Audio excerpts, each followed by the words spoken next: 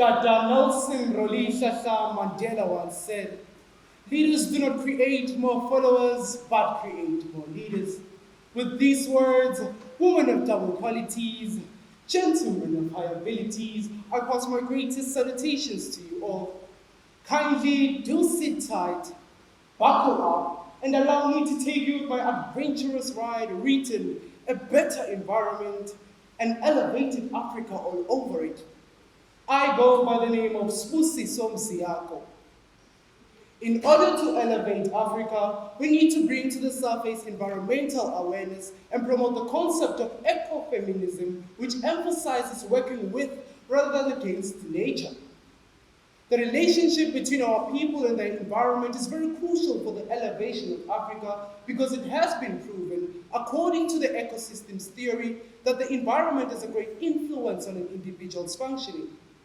So by tackling the environment, we'll be able to tackle social issues, political issues, mental issues, economic issues, and academic issues, just to name a few.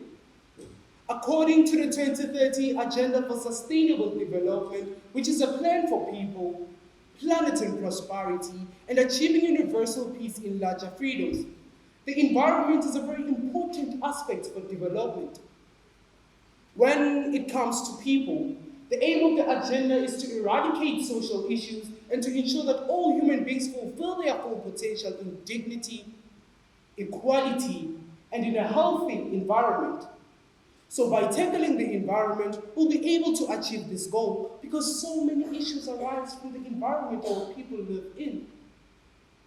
The vast difference in environmental circumstances in Africa highlights a great deal of inequality and allows a form of environmental racism to persist as most black people, especially South Africans, continue to live in the most damaged lands, in the most populated neighborhoods, near coal-fired power stations, steel mills, incinerators, and even waste sites.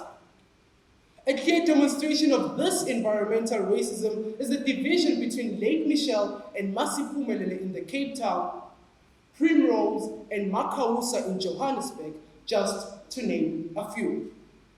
In order to eradicate this inequality, we need to reduce damage to the environment.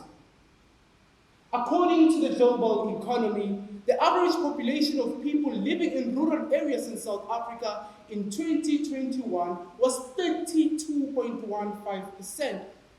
Rural areas are areas only labeled to be disregarded. I mean, a rural area is no different from an urban area. That is why we need to decentralize cities in order to draw attention to their outskirts. I am saying this because, for example, according to the Metro, the average population of people living in Johannesburg in 2022 is 6,065,000, making it the largest contributor to global warming, which eventually affects the poorest of populations who, in a sense, do not have adequate access to healthcare. Did you know that 16% of all deaths and 1/3 of diseases in children under 5 in South Africa are related to the environment? Waterborne diseases alone kill about 1.4 million kids in a year.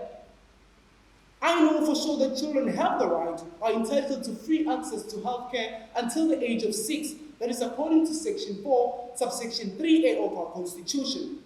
But it all draws down to the accessibility of those services, given the environmental barriers present. In an article by the Parks, it is stated that air pollution alone is responsible for over 2,239 deaths in South Africa in a year.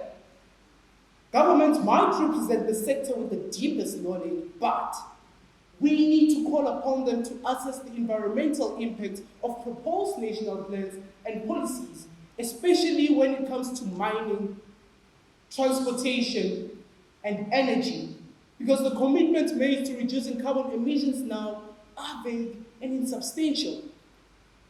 What can we do, you and me, in order to ensure a better environment?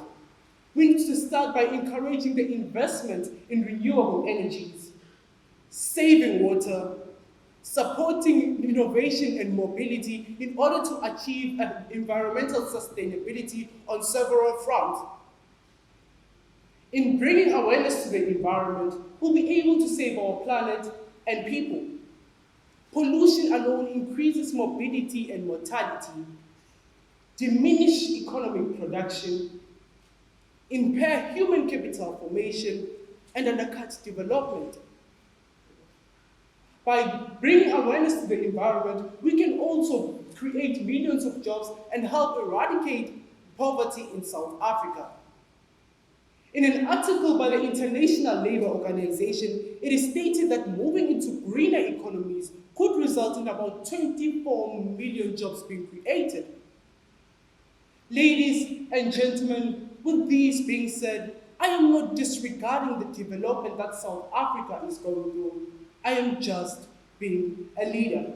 And as Ms. Elma Acob once said, a better world for us is a better world for the future to follow us. Thank you.